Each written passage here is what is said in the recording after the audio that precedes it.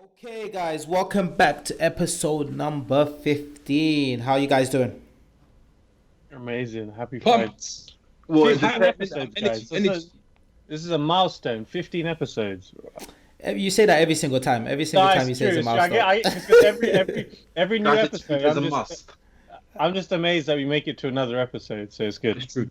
So all the listeners, I just wanted to point something out. I've been to the dentist today, so the bottom side of my mouth is still numb. It should wear off hopefully during this episode, but got a slight lisp. It's not gonna work. And I got a drool, but it's all right. So yeah, just to let you know.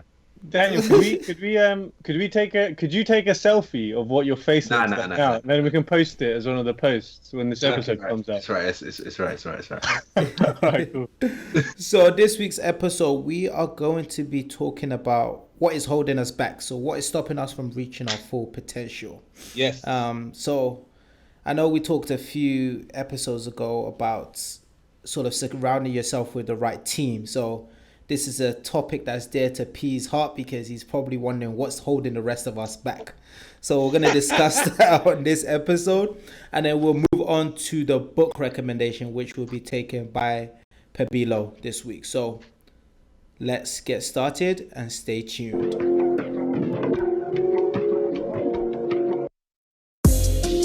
Take off, take flight with you. For we never fly, but we're flying. What do we think about this intro song? What are we gonna do with it?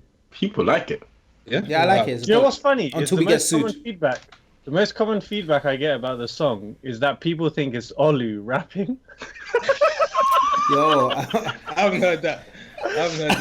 sign me, bro. I've received that from 4 people, and at first I was like, "No, it doesn't sound like Olu at all." But I think it's because you're normally doing the intro, Olu.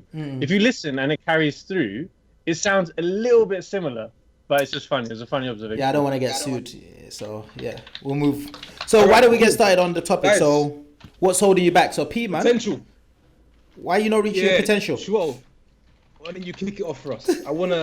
I think now this will be a really good discussion for us because I think it's going to be quite therapeutic. We're going to tap into each other's minds and really understand, have an honest discussion around what do you think is actually holding you back from reaching your potential, and share with ourselves here on the call, but also the listeners, what conversations have you been having with yourself around why you're not taking the jump, the leap? Yeah. Shuel, let's actually start with, what do you think your potential looks like? I feel like I'm living my potential. I guess you weren't expecting that. You weren't expecting. With your chest, the way it's looking like today. He's living his gym potential for sure. Pop! No, but do you honestly feel that way? Like, I think.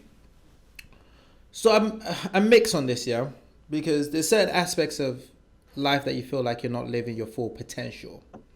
But then I always say that you've also got to be careful not to be constantly ungrateful in terms of where you are, and be hard on yourself to a point where you say, you know what, I'm not living my potential, because you can never know. If things have gone a totally different way, you might not be where you are right now. So it's a tough one when you say, are you reaching your potential? I think yes, but I understand life is a journey that you should always strive and continue to grow. Because I can't be, like, if I look at primary school, secondary school, things could have turned out completely different, you know? So yeah.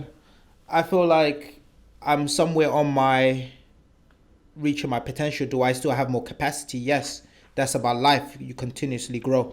But it'll be good to see what you guys' views are and how you guys think. So I guess we can also perhaps focus it when it comes, in particular for you, which areas do you feel that you're not reaching your potential? I think that's more kind of what I want to have a discussion around. And yeah. Because I think for me personally, I feel like I've always got this feeling that I can always be doing more. Yeah. Even though it's not to the point where it's like I'm being hard on myself, like, oh, why am I not doing this? Why am I not doing that? But I always feel like there's still capacity within myself that I can do more.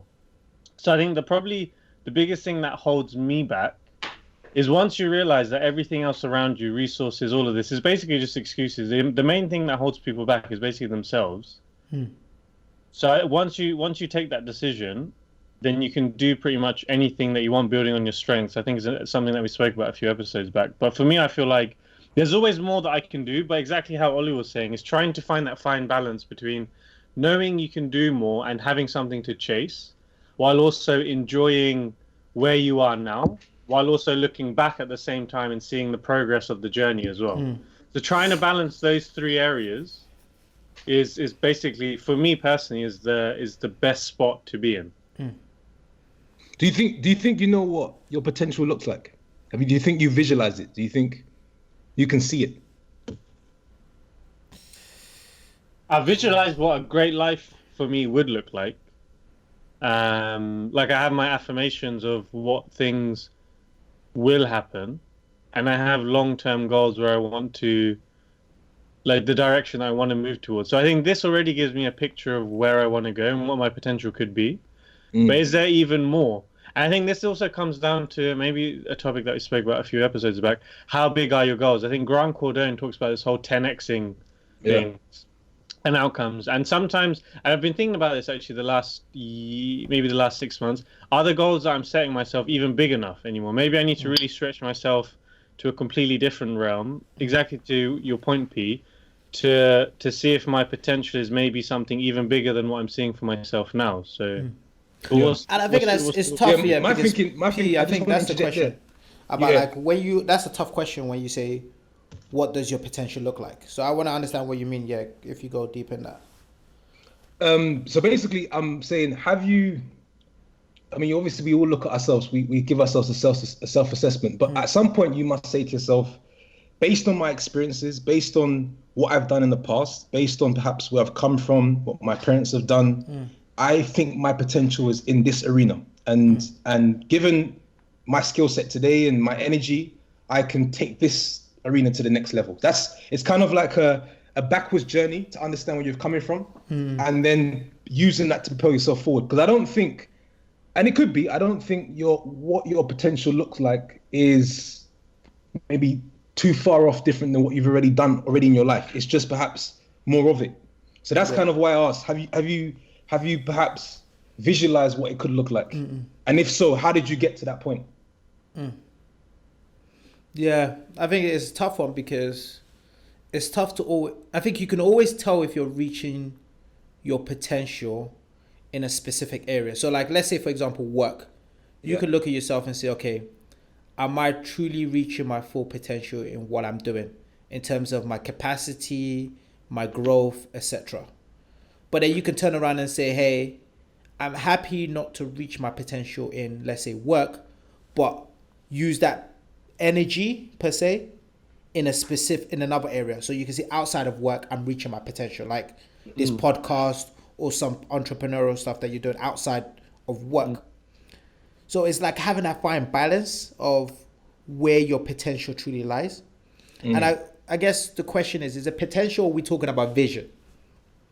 Potential. I'm talking about your potential, and I want to just quickly interject because what you spoke about in the beginning. I actually think all four of us, we believe in our own right that we've actually come very far in our own lane, right? Because you spoke about if I look at primary school, if I look at secondary school, things could have gone a lot different, and so this reason why this is such an important topic for me is because if we look at where we are today and we've come so far, and we have. Can you honestly put your hand up and say, I've done everything I can do? There's so much more left in your tank, Olu. There's so much more in Daniel's tank, in Shuel's tank. And so if you've got this far just by scratching the surface, what can you then do if you then say, I'm going to make a real conscious effort to really put everything I have to get to that point? And so it could be more of what you're doing today, but just on a bigger scale. So I actually think a lot of where we are today is more of a justification that you are not at your full potential. I mean, clearly not. But it's like, if I Why did you say it like that? Like, clearly not. Like... Because I don't. Because the thing is, like man's trying to say, clearly not. Because so I agree with you in the sense of you have to be more present. So we're very grateful where we are and what we have, right? And that's what drives my happiness and fulfillment. But then I also say to myself in the same conversation, look where you've been able to come just by trying a little bit. So what happens when you really, really, really commit? What does that look like? Daniel, what do you think? Well, don't take my silence as being, without productivity. I've just been listening to what you've been saying, and hoping that my mouth would, I'll get sensation back. But Daniel, what the mouth do?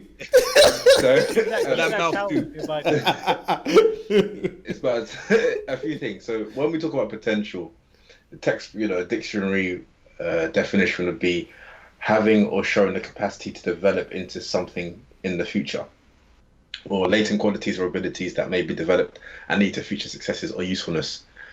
But going back to your first initial point about what is stopping us and prohibiting us from reaching our potential, when this topic was shared, I thought about what are the things that limit us from reaching our potential. So I did the reverse. Okay. And to me, I categorized it into three things. There are many things, but I just thought there were three fundamental things that I wanted to share. The first was the fear of the unknown. And that comes down to, we hold on to this fallacy or the illusion that we can control, the illusion that we can control things. So we think we have peace of mind because we can control how we feel, what we do. So having a 9 to 5, that isn't unknown. We're okay for that, or many of us may be happy with that, to do that for a number of years. And I'm not trying to judge or bring anyone down who's happy with that, but it's because you're comfortable and it's not unknown. It's the known. It's the norm to you. It feels predictable and it's manageable. You become familiar with it and it's fine. Yeah. The second thing was the fear of failure. And many of us are afraid to fail. And we spoke about it in the goal setting episode, I believe. And we're talking about, don't take failure, take it as an experience or propelling you forward. But an article I read today actually wasn't actually for that. It wasn't romanticizing failure and saying, it's okay to fail fast, fail often. But in the fact of, sometimes it might sting for a bit, but failure is only a positive thing when you progress and move forward from that particular failing point or event. So don't always feel like, it's all right to fail. It's okay to fail if you pick yourself up, dust yourself off, and move forward and progress. But until you do that, it's still you have to use it. Yeah, it's still use it. Yeah. And something Sharon mentioned was, so back on failures now, fear of failure. What if I succeed, but what if I don't succeed? Especially when you're emotionally invested into something, it can hurt a lot more. And also excuses.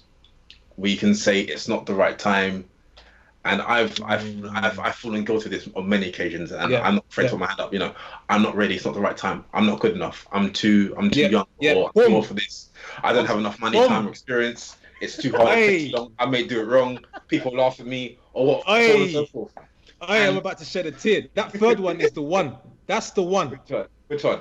The one you mentioned, the excuses. It's excuses. Like that. Oh God, continue. So that's the third category.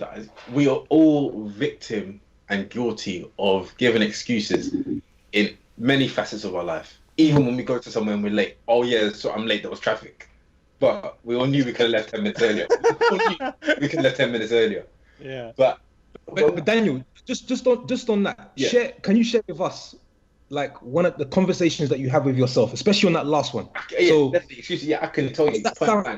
Point blank. So there are some things I've wanted to do in the last couple of months, and I've been discussing with my wife about them. And when I break it down, it's me saying I don't have enough time. So I give the excuse of, I leave home, I wake up at before 6, I leave home about 20 to 7. I'm not home till 7:30 on a normal day. So that's more than 12 hours out of the house. I then say I want some downtime just to chill and relax, just to unwind from work because I'm just got home. But then before I know, I'm not someone who stays up till crazy hours in the night. I like to go to bed relatively early, or to some degree, or maybe watch football. So I say the excuse I've given is I don't have enough time to do it. I don't have enough time to devote myself to this particular project or endeavor. But really and truly, is it that I don't have enough time, or is it that I don't want it that much? I don't want it because you'll make time. You'll make time for anything that you want. Yeah, and if you care, anything you care about or anything you want to do, you'll make time.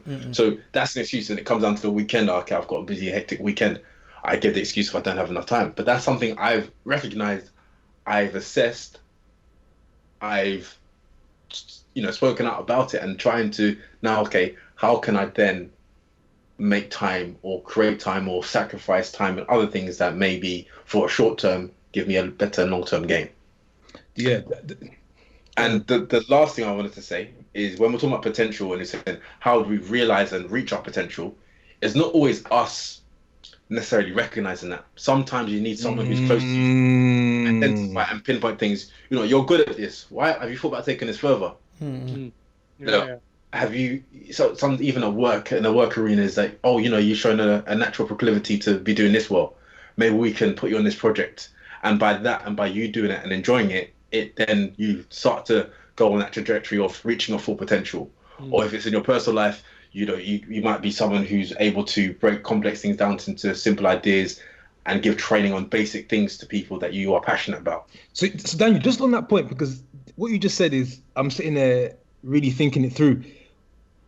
Is it safe to say that we shouldn't be the ones to assess our potential and how far we've come? The world should do that for us. The universe should say it. No. We do have responsibility and ownership to do it to some degree, because whether someone realizes your potential or not, that's good. But unless you action it, it's still pointless. And unless you put the work in, it's pointless. And even today, an example was my brother messaged me, said, there's a wedding, you're gonna do photography. And immediately I started thinking in my head, what are my excuses? Yeah. Excuses, yeah. The other this applies to all of us plus many more. Is how do we get closer towards that potential when you're comfortable? Because your surroundings and everything that you're doing says, why would you take further risk? Why you've already got to a position where this is what people work their entire lives to get. So you have it. Now why push on more? Why? So it's combating that comfortability piece as well. I think it's having that confidence as well in yourself. You know what you were saying about Nipsey Hussle, that bet on yourself philosophy. Yeah. It's realizing that, okay, maybe I'm not so comfortable moving in a particular direction, but if everyone's telling me or giving me signs, or the universe is giving me signs, then why not just take a shot?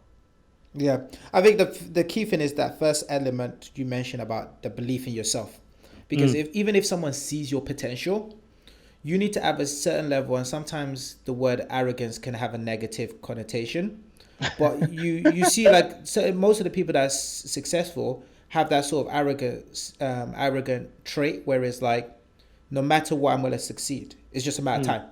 You need to have that mentality that, because there's going to be, forget even people seeing your potential. There's going to be people that don't see your potential. And you're going to have to say, you know what, I can still do this. But go on, what were you saying? Olu, but you believe that. Yeah. But that doesn't work.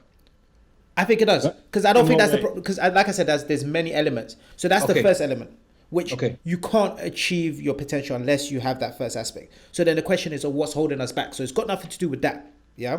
Because I think everyone on this call has that certain level of confidence. Of belief. I think what's held us back, if I'm honest, is the level of comfort. I think that's been one thing that's, because there's joining the corporate world at an early age is a double-edged sword in terms of, one, it accelerates your career and gets you in that corporate world, but then they pay you a salary that you start to have a reliance on that salary, where you're like, okay, I'm afraid if I jump out and do this, what if I don't make my base salary? Will I be able to afford all these investments that I'm doing, all these other stuff that I'm doing? I honestly feel like the biggest thing that's holding me back personally is the comfort that's been created and the fear factor of, whatever I do, will it be able to match your base salary at least my base salary for me to feel comfortable to move on? I think that's my biggest thing that's holding me back. But it's funny you say that, because I have a friend, and I always use her as an example, because what she did was not only bold and brave but encouraging. And she left the corporate life about 2-3 years ago. Of course, had enough savings to sustain, etc., but started doing something different, and it was down the creative route via Instagram and so on and so forth. And she's put in countless of hours, a lot of hard work, and I caught up with her over the weekend, and we always, we catch up every couple of months. And to see where she is now, it's great. And for anyone who sees what she's done now, you think, oh wow, it seems so easy.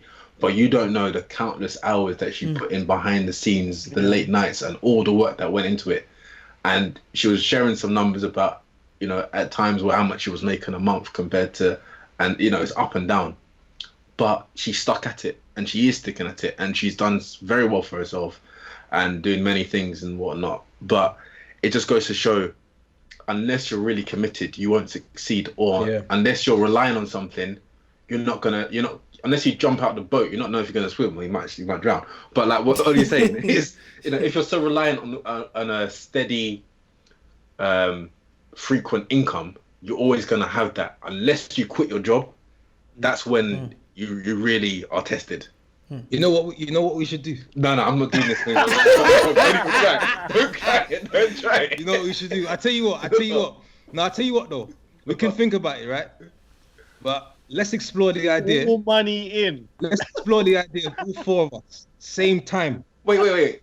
How about this? Let me finish. I'm pitching it. Let me finish. I'm committed about reaching our potential. Hear me out. All four of us at the same time, at some stage soon. We all. Okay. Why don't we do this? Why don't we all put our money in together for a business venture?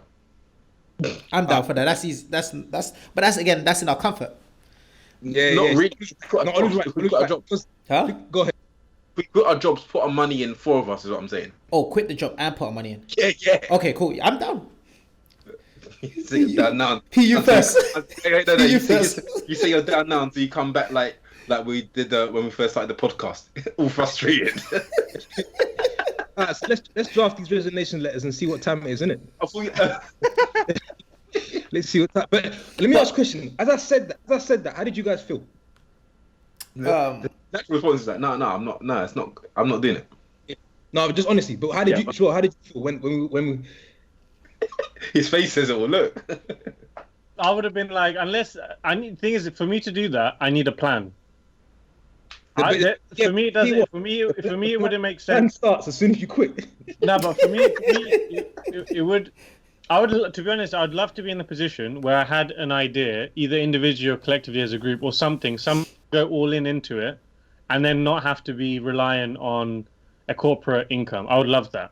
But do I think personally that I'm the type of person that would give up on that without having any remote idea on what else I'm going to do on that day one of unemployment? I wouldn't personally do. I wouldn't take that risk. No. Don't worry, P would be a sugar daddy. He's got you. No, it's interesting. It's interesting. What would you? Yeah, what would you do, P? This is my excuse. This is what I turn around and say. I'm married. Wait. No. Not I'm married. No. Lauren's got me. She's ride or die, whatever. But what I'm saying to you, she's not my excuse. Put that to the test. Yeah, No. Our marriage has already been tested. Trust me. Don't worry about that. We can live in a shed. We're broke. She's still with me. I hope. But I was thinking again. An excuse I would make is, I'm down for doing that, but I'm just setting myself up. So I'll do it eventually, you know. But again, it's I think of the four of us, Olu seems to be ready to go, boy. That's good. That's good. It's the inspiration. Yeah, you know, it's just, I think Shiwa mentioned you need to have a plan firstly, but I also for the listeners, I would say, because we don't want like all our listeners quitting their jobs. They might not be able to afford the Spotify or the iTunes podcast. Fire festival. No, but I think the key thing is, don't always feel like you need to quit your job and go into like reach your full potential. You could slowly, gradually get there in terms of doing something on the side where, like we talked about a few weeks ago, calculate what's the minimum you need to be technically financially free. So as long as you hit that minimum, then leave and then be all into your sort of your plan, your potential, whatever motivates you. But no, I think it's a tough question. But so how do we develop that hunger? That there are some people that they have a drive and a hunger as if they've lost it all. It's because of their vision. It's because they see the long term game and don't want to be wrapped into that. And sometimes before you start to get comfortable, you need to get yourself out. Because once you get comfortable, it's hard to get yourself out. So you're saying we lack vision. You're saying Not that I lack vision, but it's the vision, say the long term. So it could be that like we lack vision, yeah. Like we lack true long-term vision. It could be, but Because it could come down to that. because the thing is, the reality is, I know a lot of us, we took a good game, and for the most part, we are progressive. No, but it's true. I'm really being honest and open. No, I'm laughing because it's true. And then, so it's interesting to understand, like, do we really have drive, hunger? Are we really committed to the potential, or is it just we talk? It's all nice now, but when I get off this podcast, I'm like, yo, I'm chilling, baby.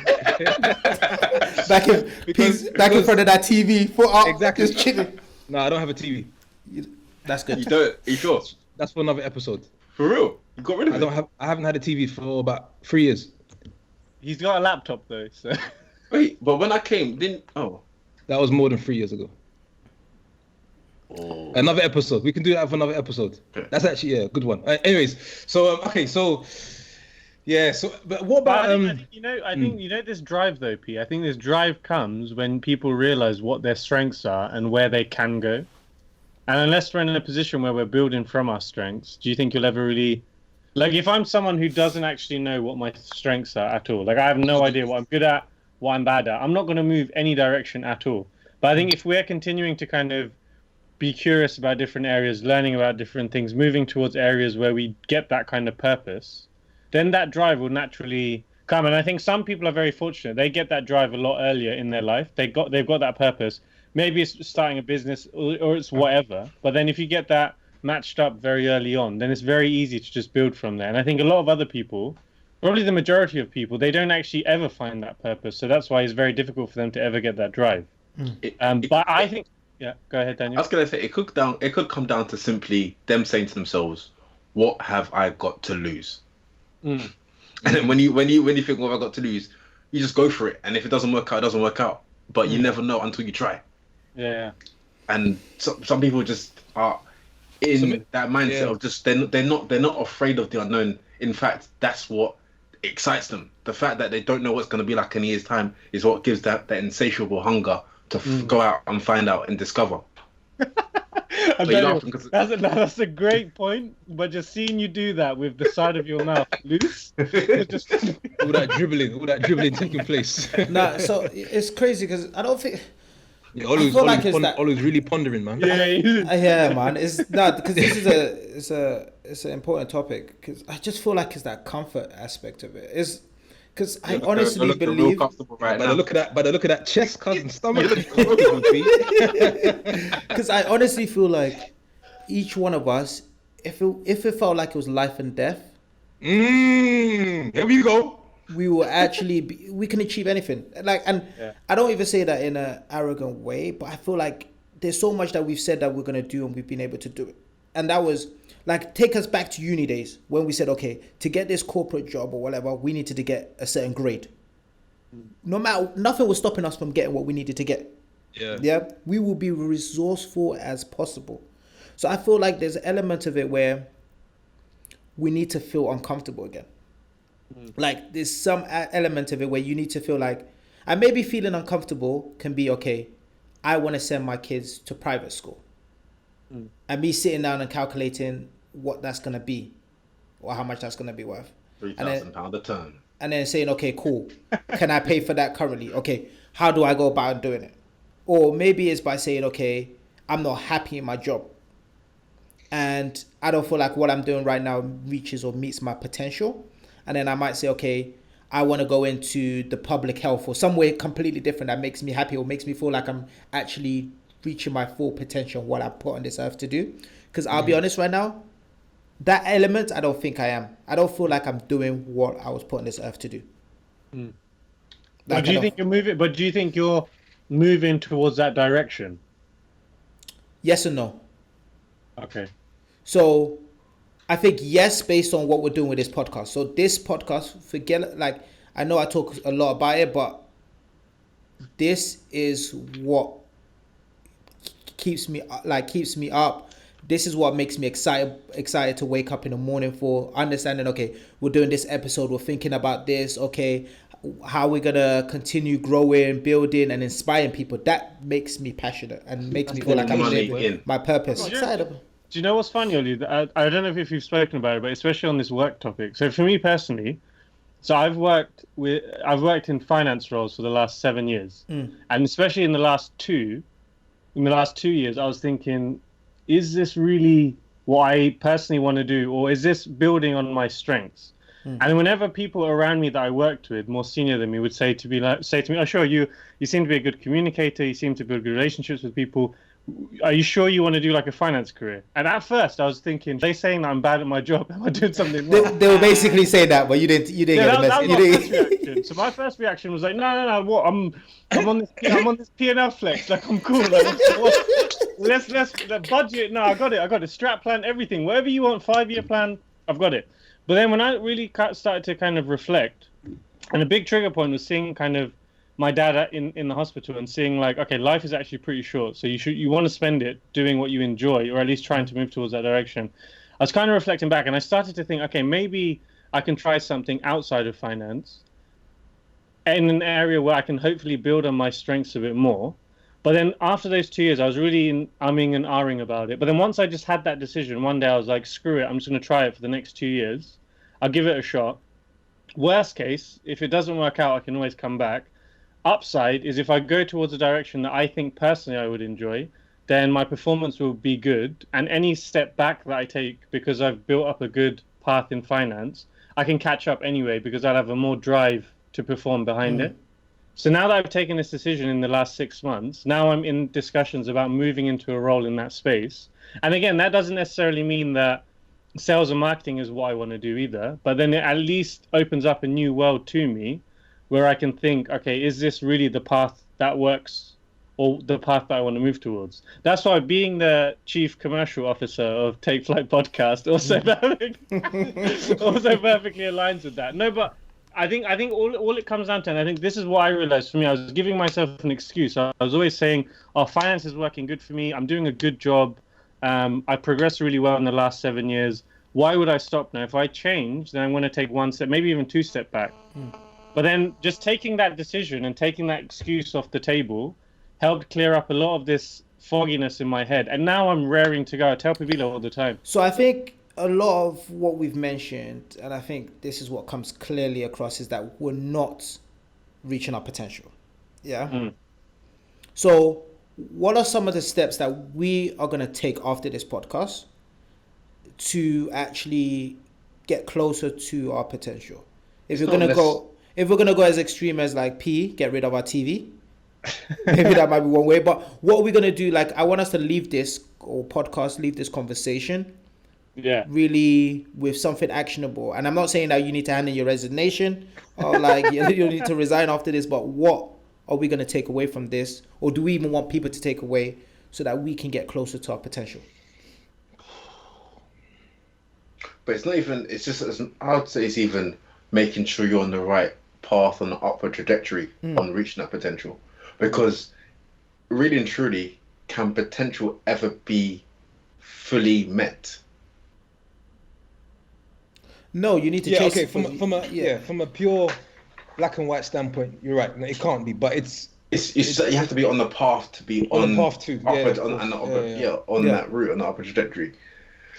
The thing is, it's a lot to do with some of the episodes that we have. You know, morning routines, networking, having a mentor. These are the components which help you progress and get you there. But that's just like one particular layer. I'm thinking now, talking more personal to you? Yeah, what's the deeper layer? Yeah. So personal to you guys, what is the one thing you want to take away from this that you're gonna say, you know what, after this, I'm gonna start doing? I'm gonna take a 2-hour nap. That's the reason you are where you are, bro. You need to stop having those naps. No, I think you know what I think. It has to be. It's the excuses and the doubt. Because the thing about it, as crazy as it sounds, you will sometimes, and we've all done it, right? You will use your own race as a reason why you're not gonna progress. Your own what? Your own race. Okay. Black and brown. I never have. You've never even had that? Nah. Never. It's crossed my mind a couple. But in what way would you use that, Pete? Like you would basically, you're looking at the world and saying the chances of us historically just succeeding are always small. Like, for example, and so it's just looking at the world, and looking at where we're represented. It's not in these places where perhaps you see yourself, right?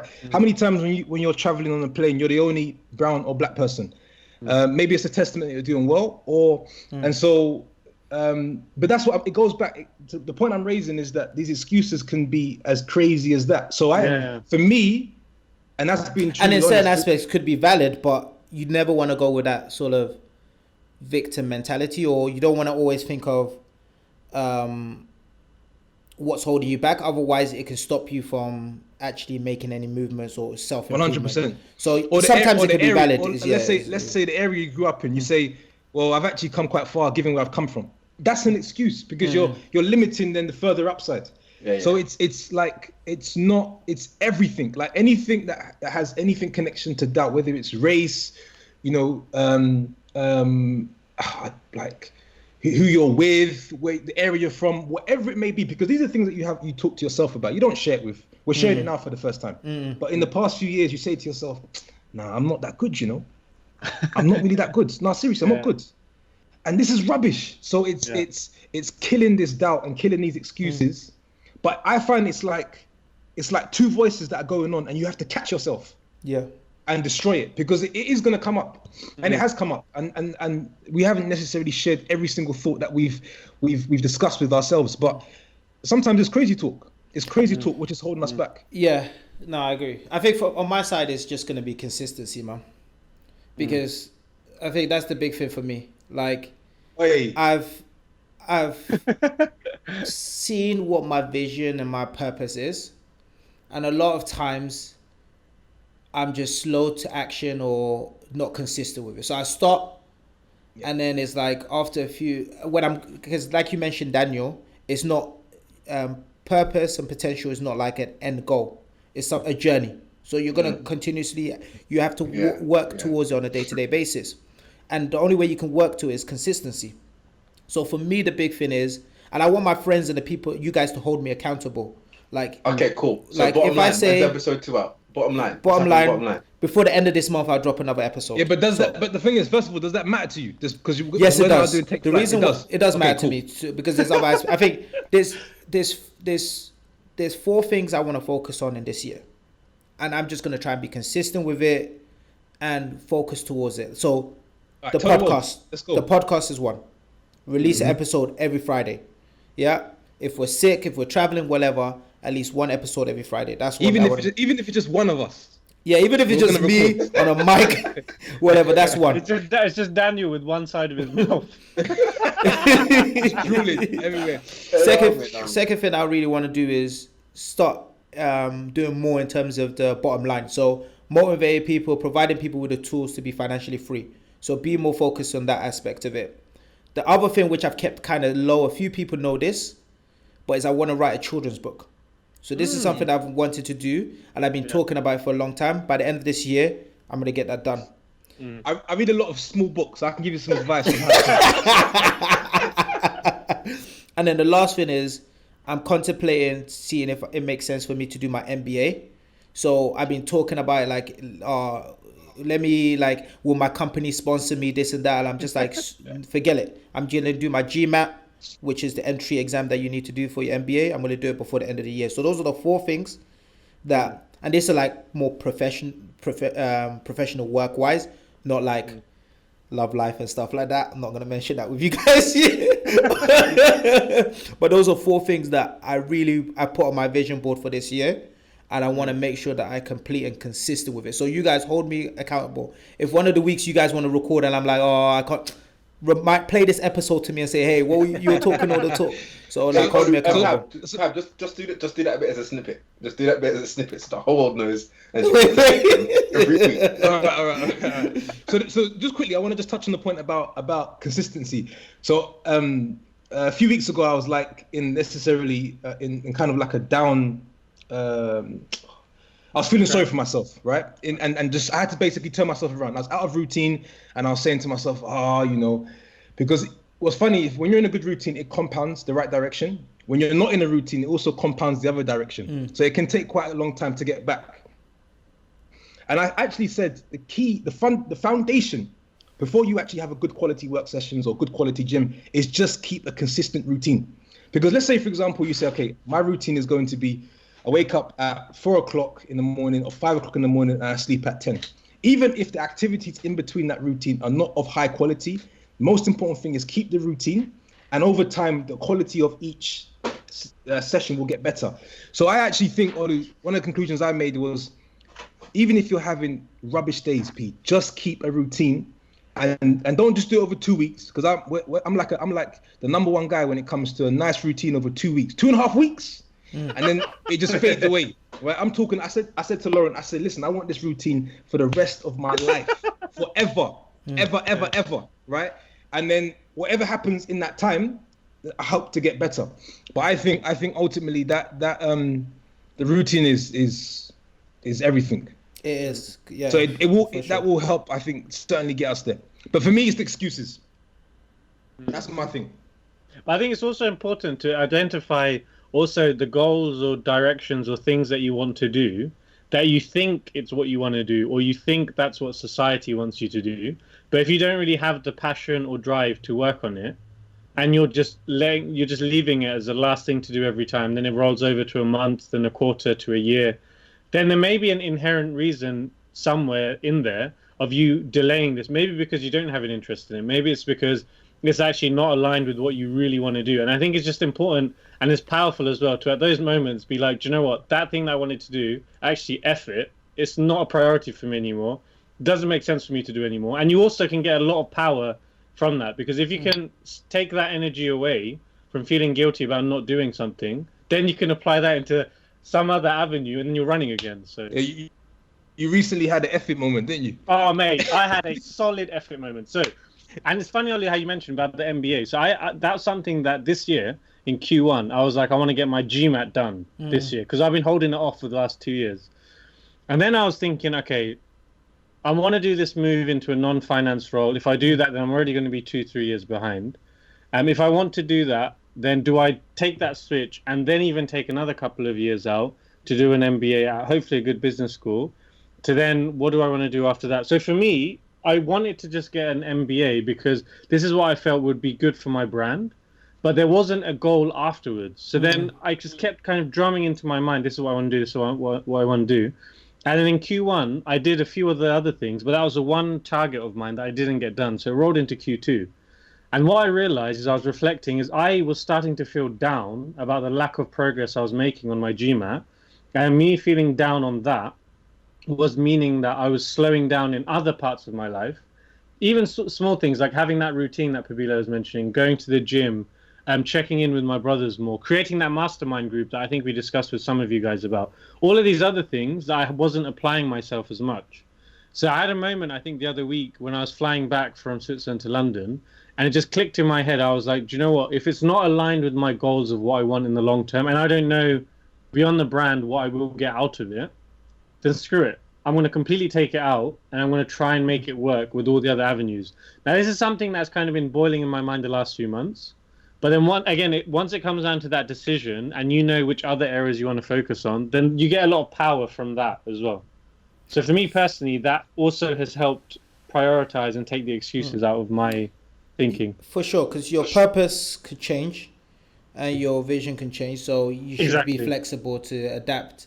But you have to be careful that it's you being flexible because your purpose has changed and not an excuse. Exactly. And this is that fine balance. Because I think the last year, I kept saying to myself, this is an excuse. Like, I'm doing it because I just don't want to go through the process of going through the exam and blah, blah, blah. But for me, I just reflected and I just took that moment and thought, okay, screw it. I'm not going to do it. Power to people who want to. And I know a lot of people that are going through it that have already gone to business school as well. But for me, now that I've made that decision, it's so clear in my mind that I need to make everything else work, that I'm going to have that purpose and drive even more behind it, especially if it's aligned with areas I have more of an interest in as well. Dope. Daniel, what are you going to do? Mine would be excuses. I think that's the main one, but also focusing, prioritizing what I want to do. So the most important one. You know what? It just came to me now. You know what we're gonna do? What? No, listen, because obviously me and you share the same concern and the same issue. This is what we're gonna do. Every excuse that we come up with from now to the day we die. Wait. Am I gonna call you and you don't pick up and return my call? No. Come on. By the way, Be nice. I'm still waiting for that return call. Be nice. Wow, 3 weeks later you still haven't received that call. What we need to do to really hold ourselves accountable is have some sort of consequence mechanism. So every time that give me 20 francs, yeah. Call it what it is. Like, let's say, for example, it's money to charity, which is a great consequence. But after a while, you'll find yourself broke, and you don't want to be giving yourself. So the point I'm making is that what can we do? Because the excuses are not going to stop. But the point is that how do we minimize them and eventually eradicate them? And one of the ways is saying, okay, every time, like maybe you do something with Melissa that you don't like doing, she loves doing, something like that. But we got to think it. We have to think about it. That's a good point. I think you guys should come up with it and put it on the Instagram page what you're going to be doing in terms of the forfeit if you make any excuses.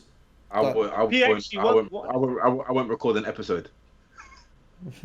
Okay, the episode will go well, and then you won't be coming back. Are you still doing your early morning wake up thing? 100%. So it's actually got better. What time are we talking? So 4:30. All right, how about I do this? Because I want to try this, right? But listen, guys, you have to understand what I'm saying to you. This early rising is the way forward. This is the thing. Go ahead. So what I want to do is I want to try. This is after I come back from Bangladesh, yeah? Okay. Is I want to wake up at least for 30 days at 4:30. What do you want to do? Let's do it. 4:30. Okay, let's do it. Yeah.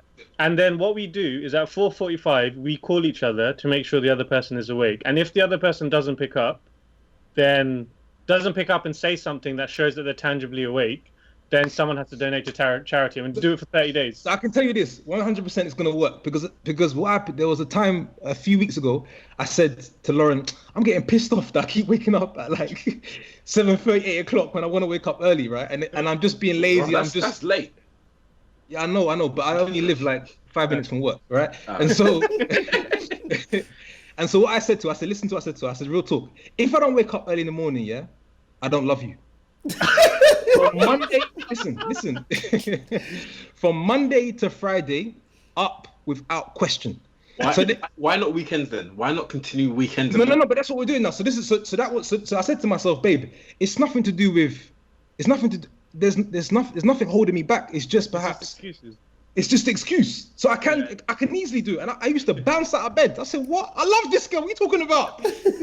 So I think that's the key thing. That's the key thing.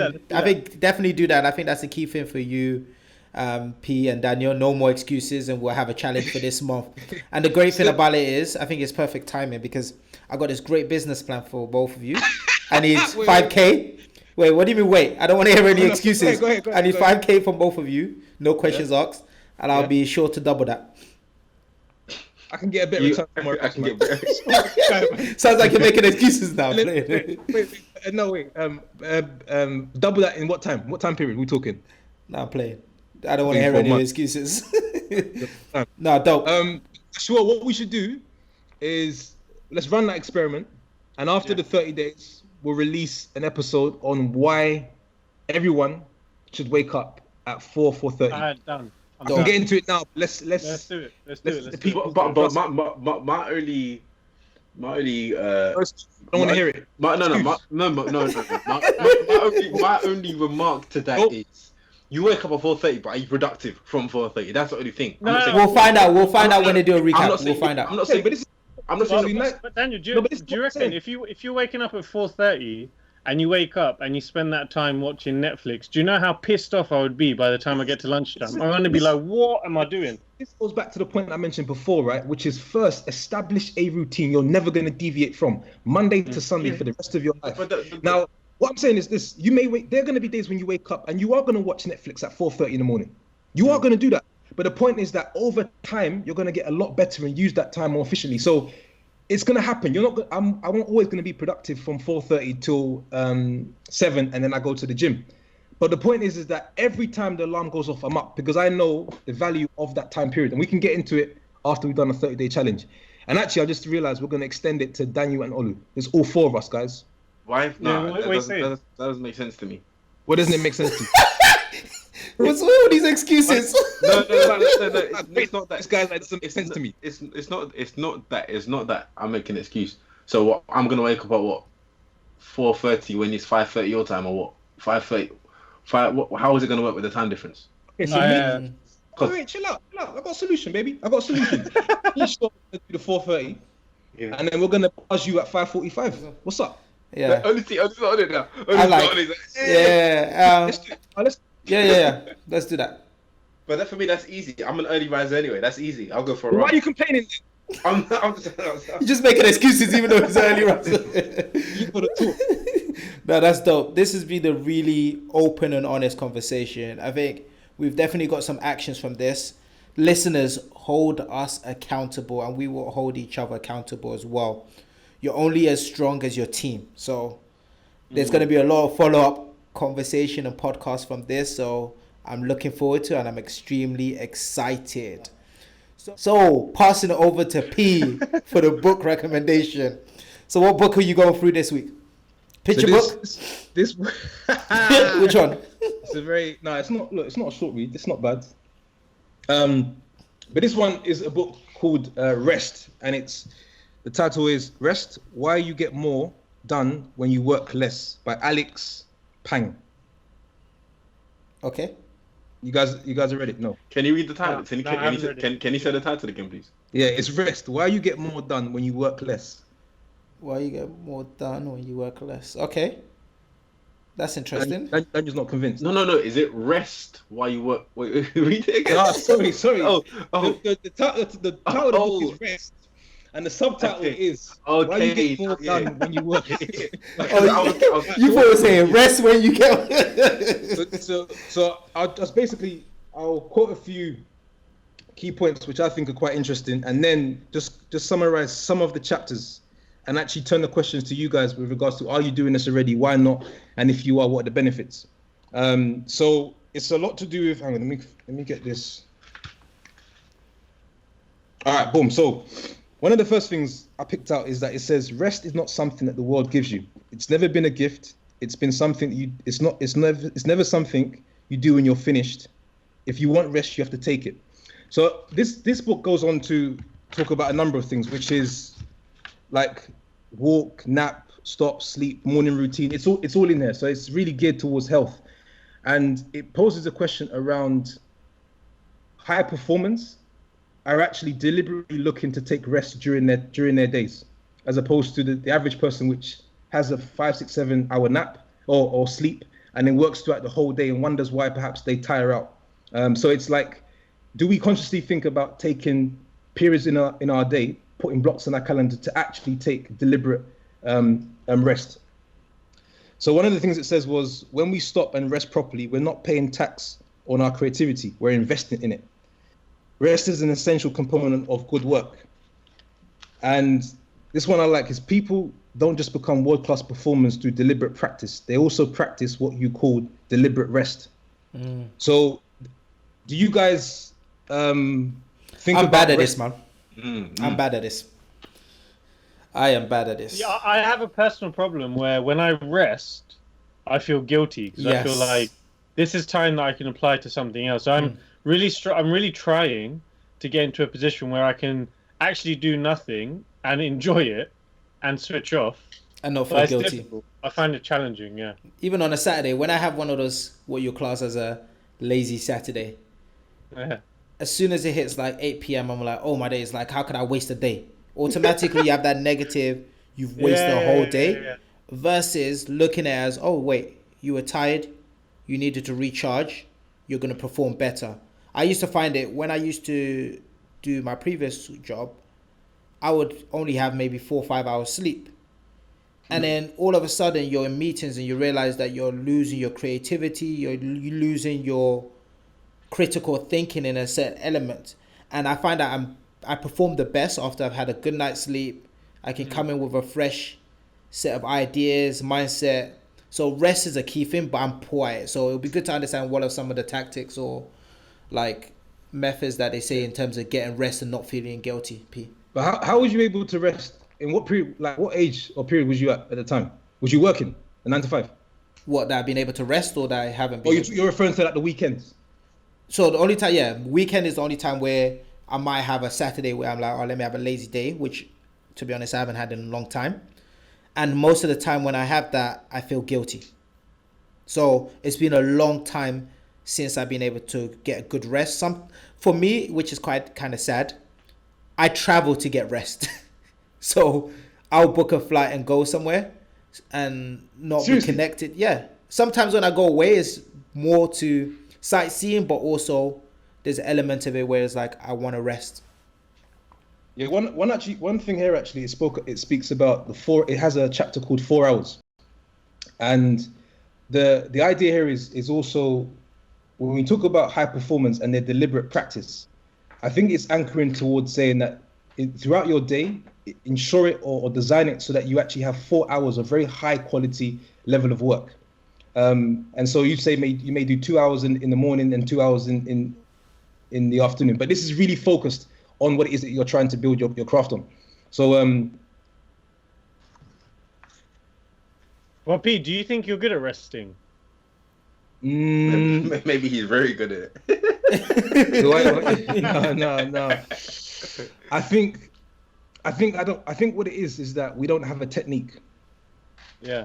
And this book doesn't actually have like a technique in terms of recommending 20 minutes a day or 30 minutes a day. It just speaks on the importance of resting your mind and letting your brain cells repair. And but effectively what it's leaning towards is saying that you are more, as Olu said it, you are more productive when you rest. And Question. I wanna- How many yeah. days did you? How long did it take you to read this book?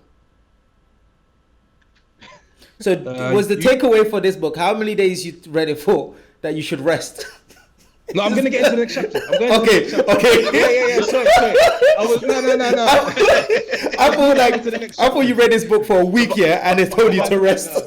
But what I was gonna say is when you say rest, people naturally think of going to sleep.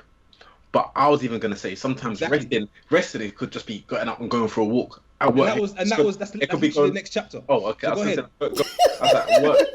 So it seems like we know what all this book is about by reading it. There's a few components. Go ahead, Daniel. Go ahead. I was gonna say even at work, you can take a rest break by going up, stretching legs, get oxygen into your head, go around for 2-3 minutes, and then come back.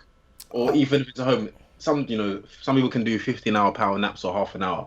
But it's sometimes just detaching yourself, going for a walk, taking your mind off of things, doing a different activity for a quick period of time. What, Daniel, that makes a lot of sense. Because Daniel and I have got we've got an iWatch here, which shows you when the other person has worked out. And every lunchtime, I'm sitting at my desk here, and I get Daniel Johnson has just completed a workout. Basically, you're just walking around the office. Come on, don't try and mug me off. It's a workout, it was a run. It was 5 kilometers on my lunch break. Don't even try it. I don't track. Olu, you need to add me as well on this, and Daniel, I need to add you. That'd be good to track. I'm doing a 5-day challenge with a friend. I can add you. Add both of us on it. Yeah, do the one. Let's do it. No, so what other stuff? It's a bad recommendation. No, it just speaks on. So walk. If those, like Daniel, you hit it on your head. It's not necessarily just napping, but walking is also a form of resting. It speaks around a lot of high executive CEOs that also walk during their, like after meetings, for example. So I actually tried it after reading this, and actually what I find, it's a great, first of all, like solitude and also exercise. So it gives you, like, especially when there's moments where on your desk or whatever you're doing is like high pressurized situations. Going for a walk after a particular meeting or just before is a really great way of just collecting your thoughts. And you tend to go back a bit more charged. So it definitely does make a difference. One thing it mentioned here is that for both men, because what it says is Beethoven carried paper and pencil on his long walks. So for both men, writing while walking lets them outline one idea, then put it safely aside and release their minds again to wander. So it certainly has helped when I've tried it a number of times throughout the day. That's funny you say that, because my dad walks around with a moleskin. He has a moleskin and pen. A moleskin is like a small notepad kind of journal. So why didn't you just say notepad? Because it's called moleskin. Anyway, and I got from that. I got one, and you just use it anytime things come to mind. Just write it down. So any suggestions or any thoughts that come to your mind, I don't necessarily always use mine, but I use notes on my phone and just write things down that come to me randomly, and I like it because obviously it will have the time and date stamp attached to it. Cool. So P, apart from sort of the two concepts, was there anything after reading this? This is the one I'm gonna bring on. The one chapter it has is called Stop. So one of the things it says was, and I actually was thinking, how does this make any sense? But what it basically says, a counterintuitive but effective form of deliberate rest is to stop working at just the right point. So stopping work on a project when you can see exactly the next point. So a lot of the times you're doing something and because you know what you're doing, before you get stuck, you just continue working, and you usually stop when you get stuck. What this book is recommending is when you know exactly what the next phases are, it's a good time to break, pause, and go for a walk or go for a nap. And so when you return to your work, you have the energy to continue pushing through because you know what you need to do. So Pete, how many breaks are you taking now throughout your day? So so for me, what I've taken away from this book is certainly, so I tried napping, and I find that you can only really do that effectively on the weekends. I think I napped once or twice at work in particular room, but that's something that's much more challenging. One that certainly does make a difference is walking. That I can recommend to every single person, whether you're working in a city or you're working sort of out in the sticks, is stopping sort of multiple times during the day. And I think and just try it, and you'll see sort of how you're able to collect your thoughts. And actually, it's a great opportunity to refresh for new ideas. Because a lot of times I've actually gone back with the solution to the problem. Yeah. No, the walking one is good, especially during stressful times. Sometimes when you're going through a stressful moment, just getting away from your desk, getting away from your office, walking, taking a deep breath, and coming back, you'll be surprised how much solutions and the way you're looking at a problem after that particular time. So, guys, great book because it's in the health arena, it's in the health space, and why I like it because it has everything in it. So I'll just quickly go over the chapters. So it has the morning routine, the power of walking, why you should nap, the concept of stopping, sleeping, the importance of actually allowing your brain cells to repair, recovery, exercise, deep play, and sabbaticals. So get this book because I don't think a lot of us have books on resting and sleep. And I don't think it's something that we do well enough. So this is really a good book because for me especially, this is an area that I need to work on resting. So I definitely feel like this is a book that I need to look at because the thing is, it will inspire you to take on some of the methods without feeling guilty about sleeping during the day or going for a walk when you feel you should be working, because this is actually something which it shows with those techniques and tools you can actually be more productive. Exactly. Dope. So, thank you, man. Really appreciate it. Cool. So I can the numbness has gone off my mouth, so I can do the closing. But thank you very much for listening to another episode of Take Flight Podcast. We hope you've enjoyed it. If you have any comments or feedback for us that we can take, please tag us or comment on the picture at Take Flight Podcast on Instagram or email us at takeflightpodcast@gmail.com. See you next week for another episode. Have a blessed weekend. Have a great week ahead. Take off.